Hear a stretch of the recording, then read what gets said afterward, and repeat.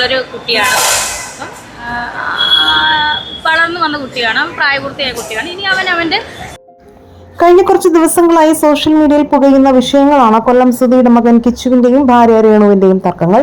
അമ്മയും മകനും തമ്മിൽ നല്ല സ്നേഹത്തിലാണെന്ന് സോഷ്യൽ മീഡിയ കരുതിയിരുന്ന സമയത്താണ് രേണുവിനെ കുറിച്ചും തന്റെ കുട്ടിക്കാലത്തെക്കുറിച്ചും ചില തുറന്ന പറച്ചിലുകളുമായി കിച്ചു എത്തിയത്.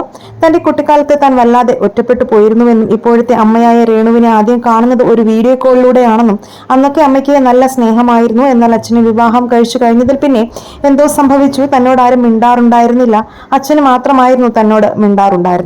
അമ്മയ്ക്ക് ഞാനും അച്ഛനും ഒന്നിച്ചു പോകുന്നതൊന്നും ഇഷ്ടമുണ്ടായിരുന്നില്ല എന്നും കിച്ചു പറഞ്ഞിരുന്നു.